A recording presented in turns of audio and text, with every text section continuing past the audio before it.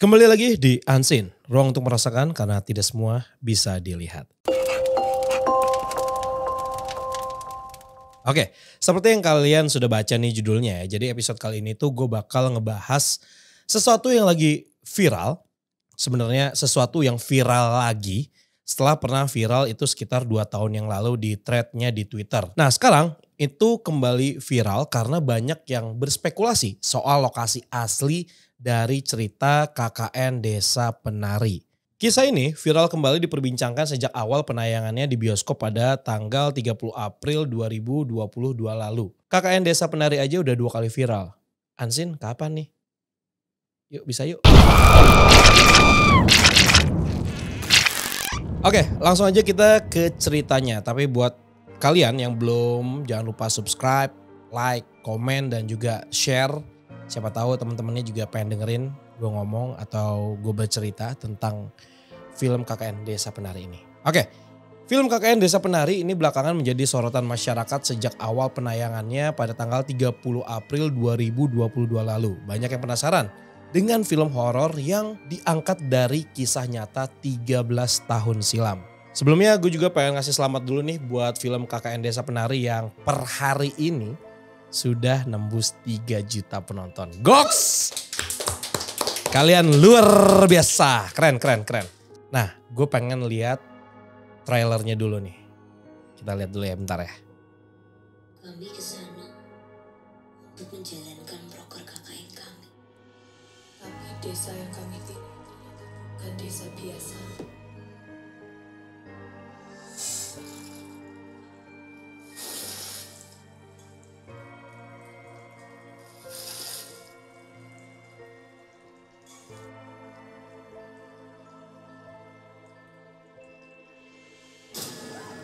Anjir. Yang terjadi selanjutnya benar-benar di luar dugaan kami. KKN ini tidak berjalan seperti yang kami harapkan. Sejak datang ke desa ini, kan udah gak pernah sholat lagi tuh.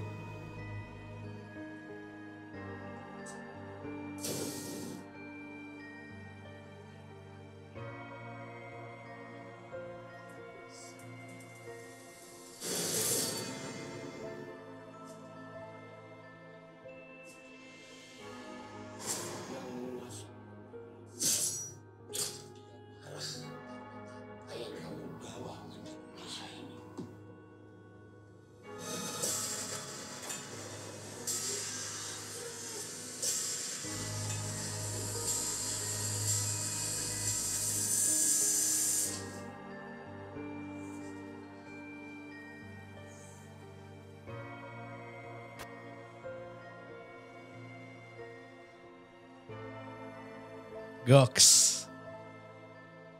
Keren.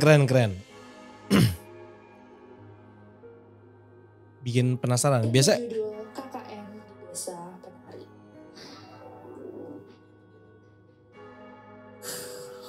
Hey guys, gua kaget. 19 juta yang nonton. Keren sih. Trailernya tuh kalau misalnya dibilang, biasanya kalau film-film horor kan serem ya.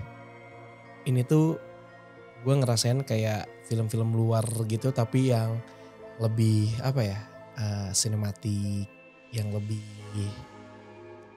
apa ya, dia tidak menjual keseramannya aja tapi ceritanya tuh bikin penasaran. Walaupun sebenarnya kita tahu, kita udah pernah baca threadnya di Twitter, tapi bikin penasaran, pengen nonton. Keren sih, gue acungin jempol untuk tim MD. Selamat sekali lagi. Oke, seperti yang kita tahu, sebelum diangkat ke layar lebar, cerita KKN di Desa Penari itu tuh lebih dulu viral di Twitter. Cerita tersebut awalnya diunggah oleh salah satu pengguna Twitter dengan akun bernama Simple M81378523. Itu bukan nomor telepon saya ya, bukan. Itu diposting sama Simple Man ya pada 2019 silam. Nah, menurut akun pengunggah kisah tersebut, merupakan kisah nyata yang terjadi di sebuah desa di Jawa pada tahun 2009. Nah, jadi kisah mistis itu tuh dialami oleh 6 mahasiswa yang melaksanakan kuliah kerja nyata atau KKN di desa terpencil. Ke-6 mahasiswa tersebut bernama Ayu, Nur, Widya, Bima, Anton, dan Wahyu. Adapun kisah KKN di Desa Penari dibagi menjadi 2 versi cerita, yakni versi Nur dan Widya. Bukannya nggak sinkron, jadi kedua sudut pandang dari cerita tokoh Nur dan Widya dalam KKN Desa Penari ini kisah nyata. Dalam cerita yang dibagikan oleh Simple Man tersebut memiliki 2 versi. Pertama, ada dari sudut pandang Widya. Jadi cerita ini diunggah pada Juni 2019. Kemudian selang beberapa waktu dikeluarkan versi keduanya, yaitu dari sudut pandang temannya Widya yang namanya disamarkan menjadi Nur. Walaupun terlihat sama dengan cerita sebelumnya, namun kedua versi ini memiliki detail yang berbeda. Maklum karena kan ada 2 orang yang mengalaminya ya. Jadi kisah KKN di Desa Penari versi Nur adalah pelengkap dari kejadian yang menimpa Widya dan juga kawan-kawannya. Nur memiliki indera yang tajam untuk merasakan hal-hal mistis, dan pada cerita Nur akan lebih banyak kisah horornya. Dari sudut pandang Nur, ini diceritakan saat Ayu dan Ilham, itu kakaknya Ayu, melakukan observasi di desa tersebut sebelum melakukan kegiatan KKN. Seperti Widya, Nur juga mengalami hal-hal mistis. Dia mendengar suara gamelan di saat perjalanan pertama menuju desa dan kejadian menyeramkan saat ingin pergi mandi. Widya saat itu berjaga di luar, sedangkan Nur mandi lebih dulu. Widya mengalami pengalaman mistis yang membuat ia ingin cepat-cepat bergantian dengan Nur. Di cerita versi Widya, Nur keluar dari bilik kamar mandi dengan tenang dan kebingungan. Ternyata versi Nur malah sebaliknya. Nur yang merasa ketakutan karena ada sosok hitam yang memperhatikannya. Cepat-cepat ingin bergantian dengan Widya.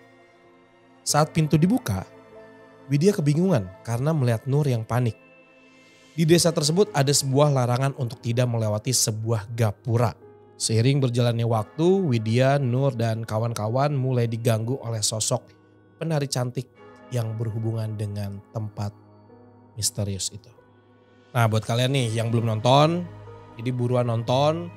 Terus buat yang udah nonton, coba share gimana menurut kalian film KKN Desa Penari yang tentunya udah kalian nonton dan sekarang sudah 3 juta lebih ya. Wow, gokil. Gue tuh gimana ya, agak ngerasa resah ya. Resah banget gak sih itu bahasanya? Resah. Gue tuh cukup tertarik ya dengan banyaknya konten-konten orang yang spill lokasi asli dari desa yang ditempati KKN oleh Ayu dan kawan-kawannya tersebut. Oke, kalau dari ceritanya kan lokasi persisnya itu di mana itu kan gak disebutin ya. Tapi ini terdapat beberapa clue. Nih ya, coba ya gue sambil share ke kalian. Kalau kalian ada info juga terkait clue-clue ini, tolong tambahin di kolom komentar. Yang pertama, daerah tertutup hutan. Si penulis kan mengungkapkan kalau desa tersebut terletak di daerah paling timur Pulau Jawa dengan menyebutkan inisialnya adalah B. Jadi banyak yang berspekulasi bahwa daerah yang dimaksud adalah Banyuwangi. Karena kan yang paling timur itu Banyuwangi kan ya. Oke. Kemudian clue berikutnya adalah wilayah yang dilalui oleh tapak tilas. Yaitu ada 2 dari 4 kabupaten yang ditutupi 2 alas atau hutan raya, yakni Alas Gumitir dan Alas Purwo. Alas Purwo guys. Dilihat dari pengamatannya, 2 alas tersebut terletak di Kabupaten Jember dan Banyuwangi. Namun dalam cerita tersebut, alas hutan itu berpenghuni. Yang kedua, hutan berpenghuni. Nah, berdasarkan clue tersebut, dari 2 alas tersebut hanya Alas Gumitir yang berpenghuni. Yang ketiga, kondisi geografis. Nah, ternyata di Alas Gumitir ini terdapat patung penari di wilayah sebelah timur. Kemudian adanya pemukiman warga di sebelah utara. Dan terdapat desa di tengah hutan seperti yang dijelaskan oleh penulis. Bahwa untuk menuju ke lokasi tersebut harus melewati jalan yang tak beraspal dan juga berlumpur. Karena posisi desanya ini memang berada di tengah-tengah hutan. Sebagai tambahan informasi, daerah tersebut belum mendapatkan akses jalan yang terintegrasi. Padahal di desa tersebut adanya perumahan, balai pertemuan, tapak tilas, petilasan Maharesi, Markandeya. Nah, di balik tapak tilas adanya bangunan berlawanan arah yang diduga ini sebagai area kuburan seperti yang disebutkan oleh si penulis. Di depan area kuburan terdapat sinden yang terletak tidak jauh dengan tapak tilas. Nah ini buat yang udah nonton ataupun yang udah baca ceritanya, gue mau nanya ya, sebenarnya ini sebenarnya karena penasaran aja sih ya. Kalian penasaran gak sih sama asal usul Mas Ilham, ini kakaknya korban ya, dan Pak Prabu yang katanya menjabat sebagai kepala desa. Padahal kan banyak sumber yang mengatakan bahwa desa itu tidak berpenghuni. Ya, saran gue sih ya, jangan sampai kepikiran mau ke sana. Tapi menurut kalian nih ya, sesuai clue-clue di atas, apakah tempat itu benar? Atau mungkin teman-teman yang nonton yang berasal dari daerah Banyuwangi bisa cerita lebih detail di kolom komentar apakah ini benar atau enggak. Atau mungkin bisa DM ke Instagram kita di Fadi Potret, nanti mungkin kita bisa bahas lagi untuk di next kontennya ya. Oke, gue juga mau nanya juga nih, kalau misalnya penontonnya banyak untuk konten ini dan yang penasaran, gimana kalau misalnya nanti next kita bahas, kita akan collab. Terserah mau siapa, mau yang sterak atau yang kalem, mau yang ganteng atau yang ganteng banget, bebas, pilih aja. Mau sama Mas Wisnu atau mau sama Om Hao. Gimana? Kita bahas lagi ya. Oke, sekian dulu episode kita kali ini. Jangan lupa kalau misalnya kalian punya cerita-cerita yang bisa di-share ke kita dan nanti juga akan kita kontenkan, bisa langsung aja kirim ke email kita di fadipotret@gmail.com atau mungkin kalau mau nanya dulu bisa DM aja langsung ke Instagram kita di fadipotret. So, jangan lupa subscribe, like, comment, and share. Nyalain loncengnya juga boleh. Satu lagi. Kenapa sih? Keren ya? Baju gue. Yo.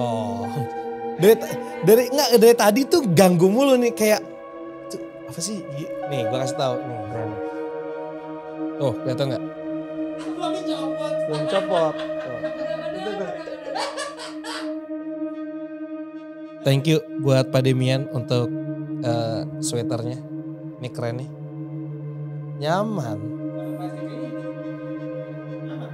Biar kayak anak-anak kekinian gitu loh.